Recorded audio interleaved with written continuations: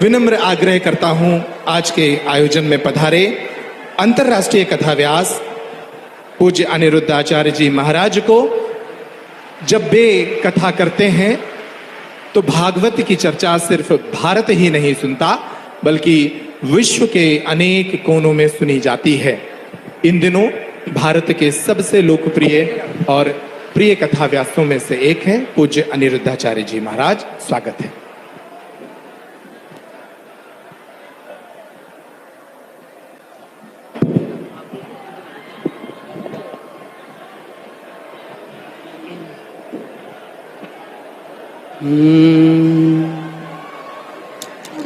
बोलिए श्री बागेश्वर वाला जी सरकार की जय, संत समाज की जय, स्वामी जी के द्वारा सुंदर कार्यों की जय, हिंदू राष्ट्र की जय, भारत माता की जय। जय श्री राधे, जय जय श्री राधे। उपस्थित सभी भक्तजनों को जय श्रीमन नारायण, जय श्री कृष्णा। सभी माताओं, बहनों, बेटियों को, पिता तुल्य बुजुर्गों को, सबको जय श्रीमन नारायण। पूज्य मलुक पीठ वाले महाराज जी जिनके चरणों की धूल ये दास बनने की कोशिश कर रहा है, ऐसे पूज्य स्वामी जी भगवत तुल्य पूज्य स्वामी जी के श्री चरणों में और पूज्य संत श्री आप सभी विद्वानों के, गुरुजनों के और संतों के श्री चरणों में बारंबार नमन। पूज्य स्वामी श्री धीरेन्द्र कृष्ण शास्त्री जी महाराज जी के श्री चरणों में आपके दर्शन से ही पूज्य बालाजी सरकार का दर्शन अनुभव हो रहा है। आपके चरणों की धूल ये दास अनिरुद्ध अपने माथे पर सजाता हुआ अपने आप को कृतार्थ समझ रहा है। आपने इस दास को यहाँ बुलाकर, जैसे सुदामा को भगवान श्री कृष्ण ने गले से लगाकर सुदामा का मान बढ़ा दिया, ऐसे स्वामी जी ने दास को याद करके दास का मान बढ़ा दिया। आपके चरणों में बारंबार नमन, बारंबार नमन। पूज्य सरकार बालाजी सरकार के पूज्य श्री बागेश्वर बालाजी सरकार के द्वारा, पूज्य स्वामी जी के द्वारा यहाँ जितने भी कार्य हो रहे हैं, चाहे बेटियों का विवाह हो, चाहे हिंदू राष्ट्र की चर्चा हो, चाहे देश को बागेश्वर बालाजी सरकार का चमत्कार दिखा करके और जन जन के हृदयों में एक भक्ति की चेतना को स्थापित करना, या फिर पूज्य बागेश्वर बालाजी सरकार की कृपा से सबका दुख दर्द हरना, ये जो भी आप कर रहे हैं, इससे समाज में एक नई जागरूकता आ रही है। समाज इन शक्तियों को, सोई और खोई हुई शक्तियों को पहचानने लगा कि हमारी शक्ति कितनी विशाल है। और सनातन की संस्कृति की जो हमारी शक्तियां हैं, हनुमान जी जब लंका गए तो हनुमान जी से पूछा राम जी ने कि आप लंका चले गए, तो हनुमान जी ने कहा प्रभु मुद्रिका मेल मुख माही। हे प्रभु, ये मेरा कोई बल नहीं है, आपके नाम की जो मुद्रिका मेरे मुख में थी तो जलद ही लांग गए अचरज नाही।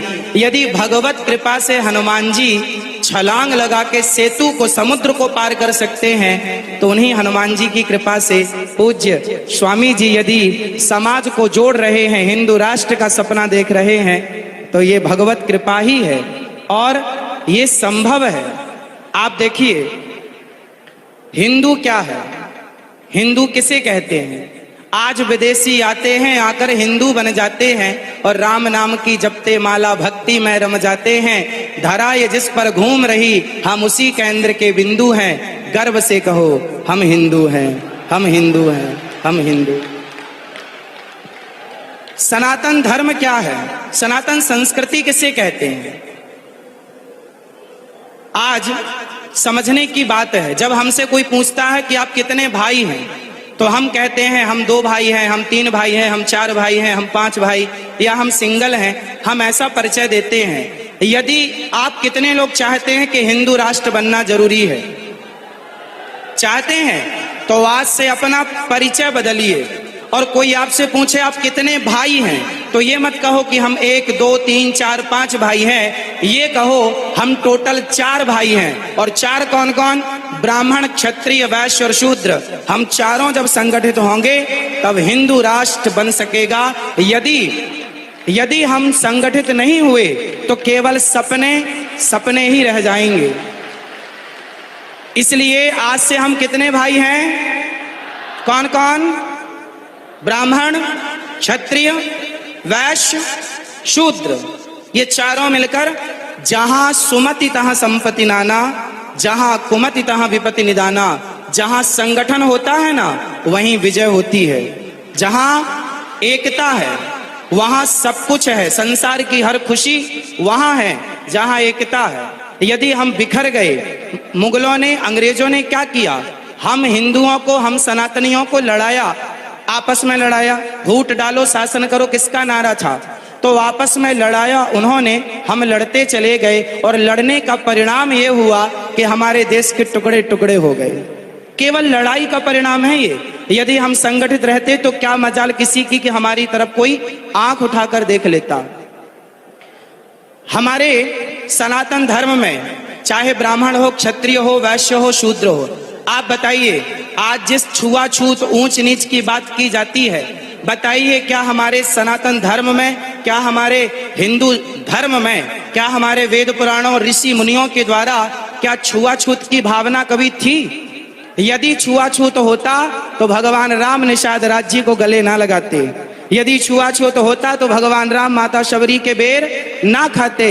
इसका मतलब है भगवान और भक्त। हमारे यहाँ तो संत रैदास जी हुए हैं जिनके चरणों को लोगों ने प्रणाम किया है, धो धो करके पिया है, जिनका आज भी ये मुहावरा, ये वाक्य आज भी प्रचलित है कि मन चंगा तो कठौती में गंगा।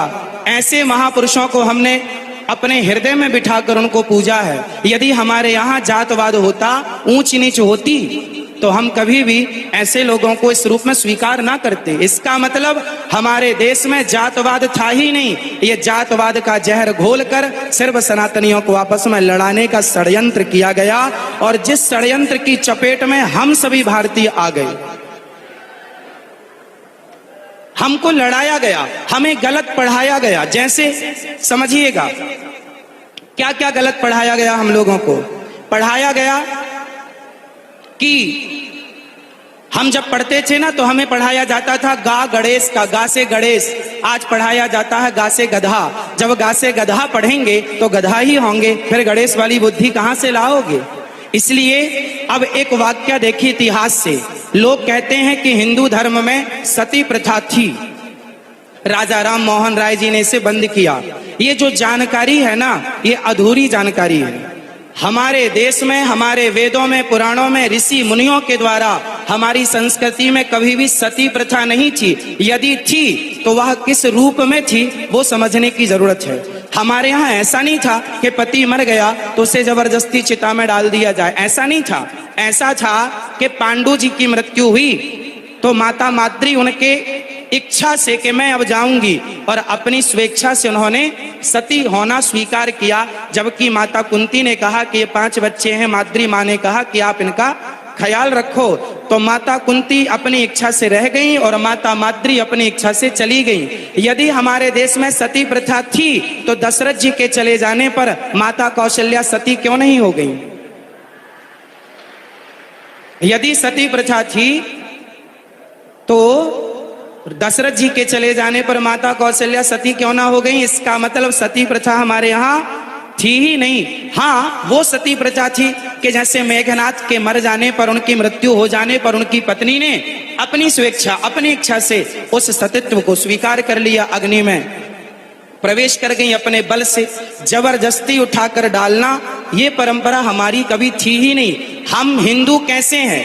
आज इस धरती पर जितने भी मजहब, जितने भी पंथ हैं, आप सबसे मिलकर देखिए हिंदू कौन है? हिंदू एक विचारधारा है, हिंदू एक सोच है। अहिंसा ही परमो धर्मः, जहां अहिंसा की बात होती हो वो हिंदू हैं। जो पूरी दुनिया में घूम कर देखिएगा, कोई धर्म के नाम पर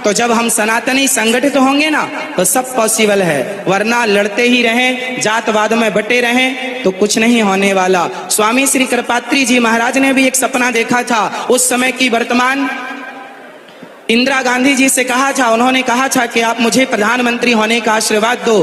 पूज्य महाराज श्री ने कहा था कि मैं आशीर्वाद तो दूंगा पर गाय को राष्ट्रमाता घोषित करनी पड़ेगी, पर वो जीतने के बाद वायदे भूल जाते हैं और हम इसलिए पीछे हो जाते हैं कि हम संगठित नहीं हो पाते। मूल जड़ है संगठन, जहां सुमति तहां संपत्ति नाना, यह चौपाई याद रखिएगा और पूज्य महाराज जी के साथ साथ चलते रहिएगा। पूज्य बागेश्वर बालाजी सरकार की, पूज्य बागेश्वर बालाजी सरकार की जय। पूज्य महाराज जी के चरणों में दास का बारंबार नमन। और आपका ये प्रयास अति शोभनीय है, ऐसे महान पुरुषों के सानिध्य में आप ये प्रयास कर रहे हैं। इतना बड़ा प्रकल्प है, इतनी बड़ी यात्रा है, हम सब आपके साथ हैं और सभी मिलजुल करके हम अपने देश की सेवा करेंगे। जिस प्रकार से जरूरत पड़ेगी उस प्रकार से सेवा करेंगे।